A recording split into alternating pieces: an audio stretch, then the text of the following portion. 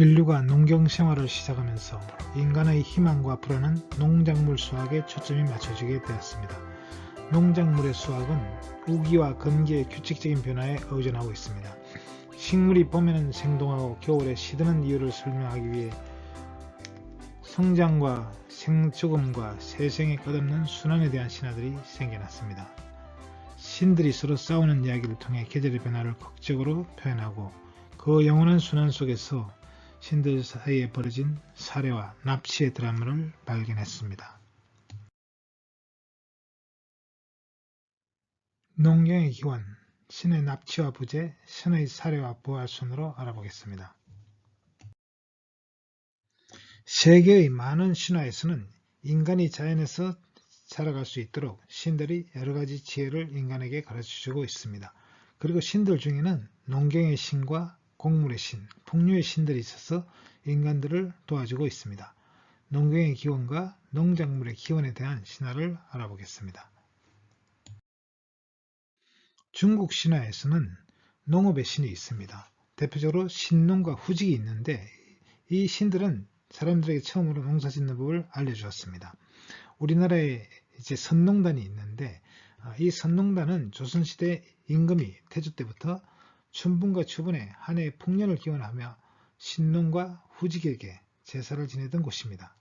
그리고 가뭄이 심할 때는 기후제를 지냈다고 합니다. 이 선농단은 그 흔적이 사라졌지만 매년 고구 때가 되면 과거에 이제 이 선농제를 재현해서 선농제를 지내고 있습니다.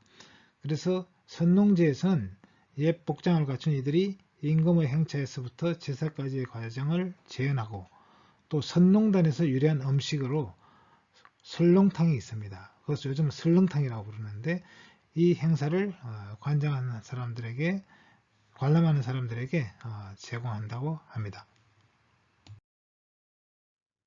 농경의 기원, 신의 납치와 부재, 신의 사례와 부활 순으로 알아보겠습니다. 중국 신화에서 신농은 염제라고도 불리는데 중국 삼황의 하나입니다. 황제와 동시대의 인물이고 소의 머리를 한 반인 반수의 신입니다. 그리고 후난성에는 이 염제의 능이 있다고도 합니다.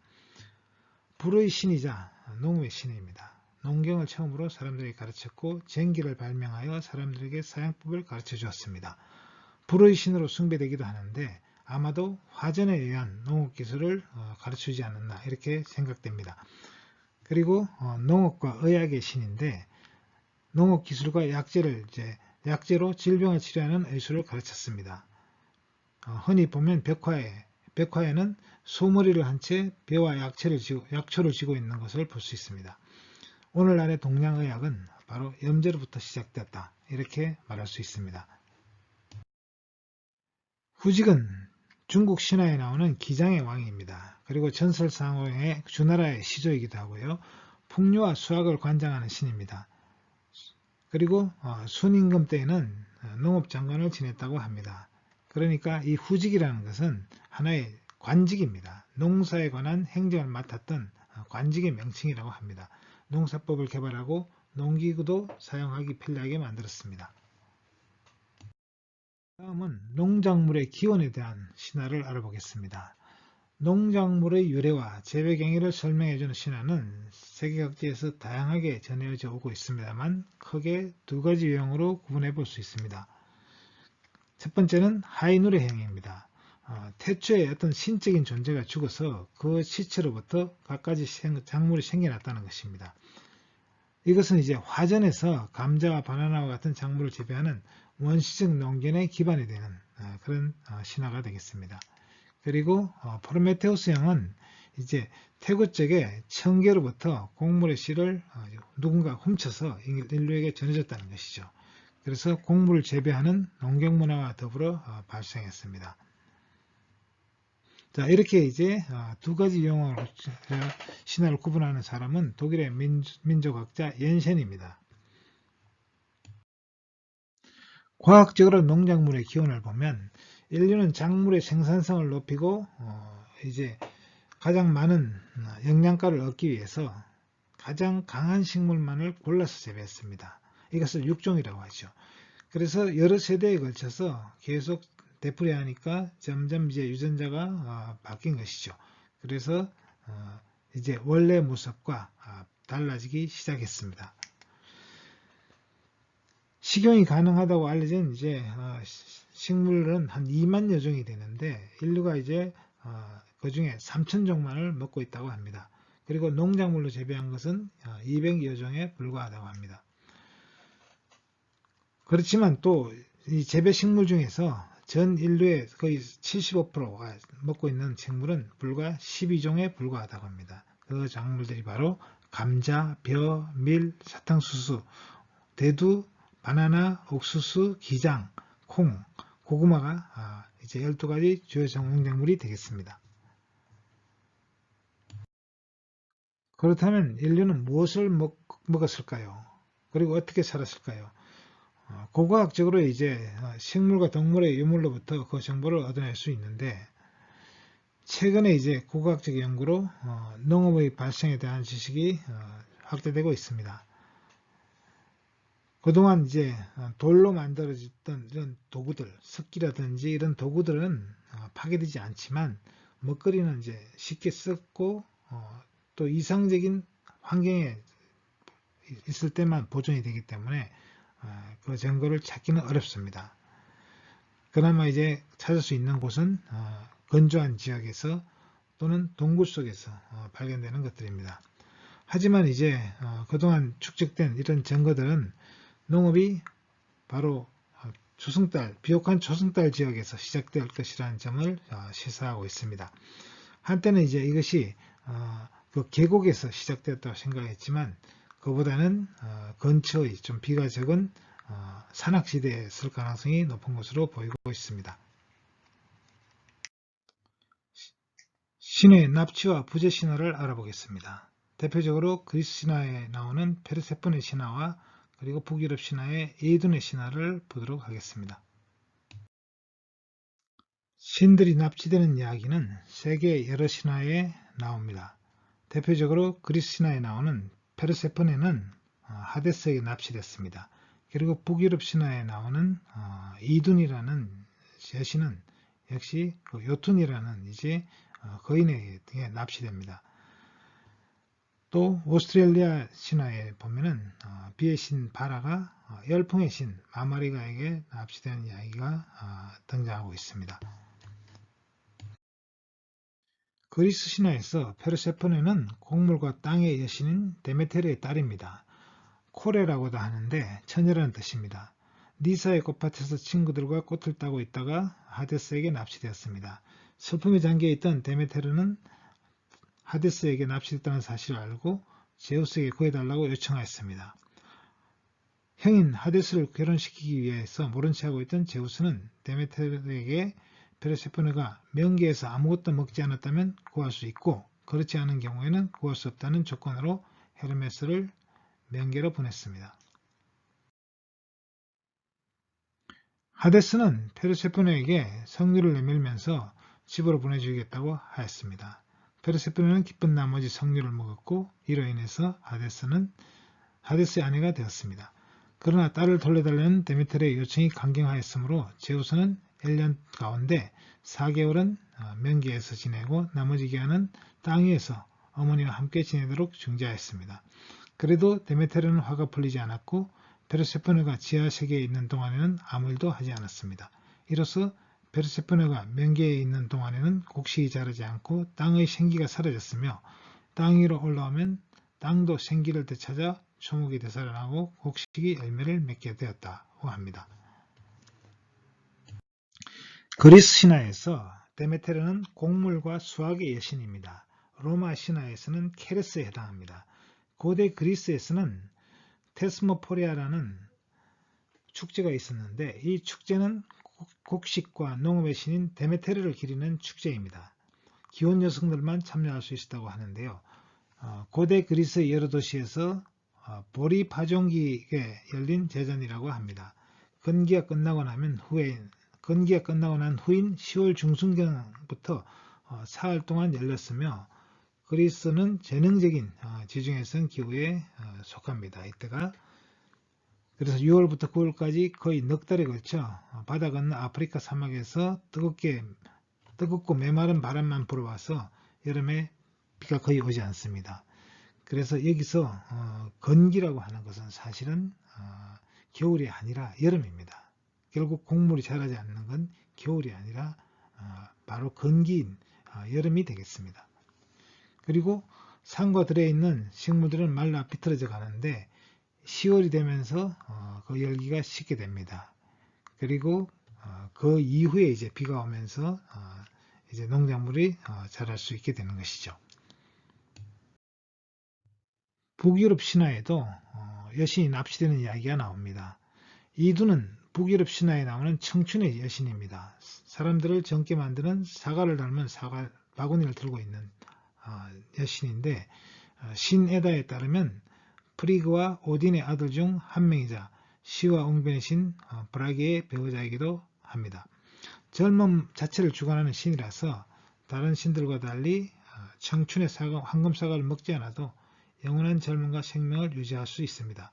하지만 이 북유럽 신화의 신족인 에시르 신족은 이 신족이 불로불사하는 것은 이둔이 주는 황금사과를 먹어서 젊음을 유지하기 때문이라고 합니다.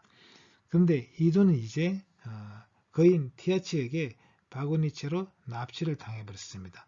그 바람에 신들이 늙어가게 되었습니다. 그래서 이 북유럽 신화의 로키가 프레이야에게 매로 변신하는 가죽을 빌려서 이둔과 바구니를 찾아왔습니다. 그 후에 이제 이 티아치가 격분해서 신들이 사는 땅인 아스가르드로 돌진하다가 그 진로에서 이제 불을 피워서 사형을 시켜버렸다고 합니다. 오스트레일리아에도 시인이 납치되는 이야기가 있습니다. 오스트레일리아 북해안 앞바다에 있는 그루트섬에 사는 원주민들은 비의 신 바라가 해마다 4월이 되면 건기에 불어오는 열풍의 신 마마레가에게 잡혀간다고 생각했습니다. 바라는 곳에 있는 속빈 나무 속에 갇혀 7달을 보내는데 그동안 푸른 잎은 바싹 마른 세계에서 사라집니다. 그러다가 11월이 오면 사람들은 의뢰와 제물로 바라를 끼워내려고 모입니다. 그러면 곧바로 비구름이 모이기 시작하고 바라의 계절이 다시 돌아오게 됩니다. 다음은 신이 살해되고 부활하는 신화를 알아보겠습니다. 대표적으로 메소포타미아의 이난나 신화와 이집트의 오시리스 신화, 그리고 가나안의 바알 신화를 살펴보겠습니다. 신이 살해되고 부활하는 신화도 세계 각지에서 전해오고 있습니다. 대표적으로 메소포타미아 신화에서는 이난나가 있고 이 신화가 이제 바빌로니아 버전에서는 이슈타르 신화가 되겠습니다. 그리고 가나안 신화에는 바알과 모터가 죽었다가 다시 살아나는 신입니다. 이집트 신화에서는 이제 오시리스가 부활을 하고 기타 신화에서는 오시아니아, 동남아시아, 아메리카 등에서 전해오고 있습니다. 그러면 제일 먼저 메소포타미아의 이난나 신화를 알아보도록 하겠습니다. 바빌로니아에서는 이슈타르 신화가 되겠습니다. 내용은 거의 동일합니다. 풍요와 다산의 여신 이난나가 지하세계로 내려가기로 결심했다. 그는 자신의 시종 닌시부르에게 자신이 사흘 안에 돌아오지 않으면 다른 신들에게 도움을 요청하라고 일러두었다. 저승의 법도상 저승의 문 하나씩 지날 때마다 자신이 걸친 것들을 내려놓아야만 통과할 수 있었다. 그래서 7개의 문을 모두 지났을 때 이난나는 알몸이 되어 자신의 언니 에레시키카를 대면하게 되었다. 이난나가 걸친 것들은 여신의 힘을 상징하는 것이라 에레시키카가 대적하다가 죽임을 당했다. 에레시키카는 이난나의 시체를 나무에 못 박았다. 다산의 여신 이난나가 저승에서 죽어버리자 땅 위에서는 모든 것들의 재생산이 멈췄다. 한편 시종 닌시부르는 이난나가 돌아오지 않자 일러준 대로 신들을 찾아가 도와달라고 한다. 2번 거절을 당했지만 3번째로 찾아간 엔키는 이난나를 구해주기로 한다. 엔키는 손톱으로 2 생명체를 만들어 저승으로 내려보낸다. 이들은 인간처럼 생겼지만 손톱에서 만들어진 생명이라 저승의 법도에 구속되지 않았다고 한다.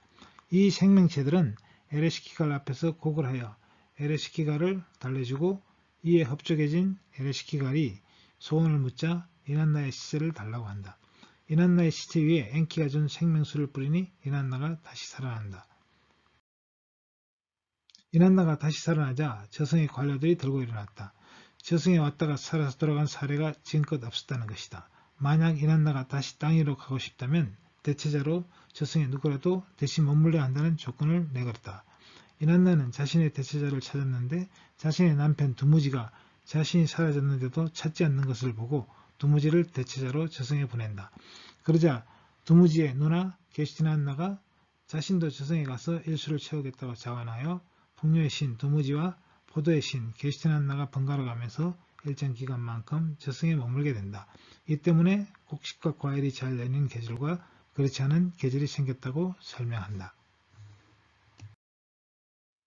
다음은 이집트의 오시리스 신화를 알아보겠습니다. 이시스와 오시리스는 서로 열렬히 사랑하는 부부이자 남매이다. 이들은 잔인하게 이별했다. 질투심 많은 동생 세트가 오시리스를 죽이고 시체를 14조각으로 토막을 내서 이집트 전역에 뿌렸기 때문이다. 이시스는 그 조각들을 찾기 위해 온 나라를 뒤졌는데 그 후의 이야기는 두 가지 버전이 있습니다. 이시스가 조각들을 모두 한데 모아서 오시리스를 되살려냈다고도 하고 이시스가 조각을 찾아낸 곳에 묻어서 전에는 불모지였던 땅을 기름지게 만들었다고도 합니다. 다음은 가나안의 바알 신화를 알아보겠습니다. 우가렛 지역에서 풍요를 상징하는 폭풍의 신 바알과 사랑의 신 아나트가 주요 역할을 수행하는 크고 작은 톱판들이 다량 발굴되었습니다. 이것을 이제 바알 신화라고 합니다. 우가렛 만신전의 변두리에 있던 이제 바알이 혼돈의 세력들인 얌, 모트 등을 물리치고 신들의 왕으로 부상하는 이야기가 실려 있습니다. 우가리트는 이제 이 흔히 페니키아라고 부르는 이 지역의 이제 한 도시입니다.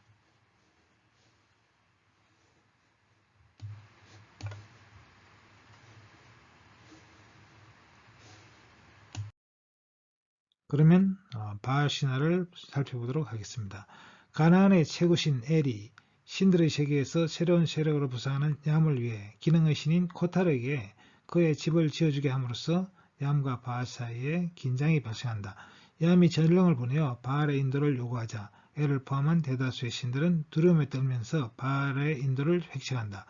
이에 분개한 바알은 코타르에게서 2개의 곤봉을 얻어 그것으로 얌을 패배시키고 승리를 거둔다.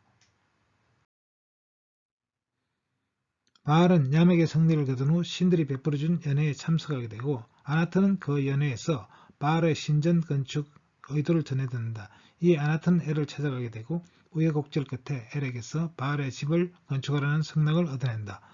코타르의 힘으로 신전을 준공한 바알은 바다에 있는 얌에게 최후의 일격을 가한 후 절대 왕권을 획득하고 이 사실을 엘의 아들인 죽음의 신 모트에게 알린다. 모트는 전령을 보내어 바알의 왕권에 도전한다. 바알은 그의 도전에 응하여 지하세계에 내려갔으나 승리를 거두지 못하고 그가 지하세계에 죽었다는 소식을 들은 엘과 아나트는 크게 슬퍼한다. 아나트는 태양의 여신 샵시와 함께 바알의 시체를 찾아 장사를 지낸 다음 기회를 엿보다가 모트를 사로잡아 그를 죽이고 그의 몸을 조각내버린다. 모트의 죽음으로 바알은 부활하여 다시 왕위에 오르게 되고 7년 후 다시 살아난 모트는 재차 바알에게 도전하지만 삽시의 경고와 굴복하여 바알의 왕권을 인정한다. 바알의 투정은 자연계의 순환에 대한 신화적 해석이라고 볼 수 있습니다. 가나안에는 3계절만 있습니다. 우리는 흔히 4계절이 있다고 하지만 이 지중해 지방은 지중해성 기후이고 이 지중해성 기후는 3계절이 있습니다. 그래서 봄, 여름, 가을이 있는 것이죠. 그래서 대표적으로 이스라엘을 예를 들어보면 이스라엘의 경우 지금 이 그래프를 보시면 이제 이 파란색은 강수량입니다. 비가 얼마나 오느냐를 나타내는 거죠. 그리고 연두색은 강수일입니다. 얼마나 많은 이제 며칠이나 비가 오느냐 이걸 나타내는 것인데 이 강수량을 보시면 6, 7월, 8월에는 거의 완전히 비가 안 와요. 그리고 1월이나 12월에 비가 많이 옵니다. 그래서 이 계절은 결국 6, 7, 8월이라는 이 계절은 건기라고 볼 수 있고, 그리고 12월, 1월은 겨울은 우기라고 볼 수 있어요. 우리로 말하면 겨울이지만 실제로는 여기는 이때가 이제 가을에 해당되겠습니다. 그리고 여름은 완전히 이제 건기가 되는 것이죠. 자, 그래서 이 모토와의 싸움은 태양열로 인해서 이제 이 가뭄이 들어서 식물들이 죽어가는 그런 말려 죽이는 여름이라고 볼 수 있습니다. 그리고 이 11월, 12월, 1월, 2월은 비가 많이 오는 이제 우기가 되겠죠. 바로 여름이 끝나고 여름 가뭄이 끝나고 이제 풍요가 회복되는 그런 시기인데, 이 시기는 이제 부활한 바알이 모토를 이제 정복한 그런 것을 상징하고 있습니다. 그리고 얌과의 싸움은 이제 이 봄이나 봄에서 여름으로 가는 시기, 또는 여름에서 가을로 가는 이 시기는 비가 좀 적게 오는 그런 시기입니다. 그래서 이 시기는 이제 지중해가 높아지고 파도가 육지의 강물이 이제 불어나는 그런 시기라고 할 수 있습니다. 이런 시기는 이제 바알과 야암의 투쟁 기간이라고 볼 수 있습니다. 그래서 계절의 변화를 신들의 싸움으로 이렇게 비유하고 있다, 이렇게 말할 수 있습니다. 다음에는 하와이 제도에 있는 로노와 쿠의 신화를 살펴보겠습니다. 비와 다산의 신으로 존경받는 로노는 아내가 죽자 비탄에 빠져 오래전에 카누를 타고 섬을 떠났지만 식량을 가지고 돌아오겠다고 약속했습니다. 그는 약속대로 해마다 플레이아데스 성단이 저녁 하늘에 처음 나타날 때면 돌아왔고, 섬을 비옥하게 해주는 비도 함께 가져왔다. 넉 달 동안 그는 주민의 환대를 받았다. 로노의 신상은 항상 시계 방향으로 섬을 돌았고, 가는 곳마다 사람들은 잔치와 축제로 그를 환영했다. 그러다가 농작물 성장이 끝나면 하와이 섬의 신전에 있는 집으로 돌아갔다. 이곳에서 의식이 거행되었고, 로노는 건기와 전쟁의 신인 쿠에게 패배했다. 그러고 나면 로노의 신상은 치워졌다. 로노는 눈에 보이지 않는 땅, 카이키에 있는 먼 집으로 돌아갔다고 사람들은 말했다. 그런데 이 신화가 역사가 된 사건이 일어났습니다. 1779년 1월에 영국의 탐험 항해자인 제임스 쿡 선장은 로노가 돌아올 무렵에 하와이에 상륙했습니다. 쿡은 로노처럼 시계 방향으로 하와이 제도를 빙 돌아서 처음 발견한 육지로 다가갔고, 식료품을 비롯한 신기한 선물을 주민들에게 주었습니다. 그의 배는 돛대와 돛의 크기는 다르지만 모양과 색깔은 로노 행렬을 이루는 깃대와 깃발과 비슷했습니다. 주민들은 로노 신이 그 해에는 살아있는 대리인을 보냈거나 인간의 모습으로 돌아왔다고 생각하고 환대를 했습니다. 하와이의 왕이었던 카라니 오프우는 제임스 쿡을 신 로노의 모습이라 착각하고 헤이아우의 끝에 있는 재단에 안내하고 신으로서 받들었습니다.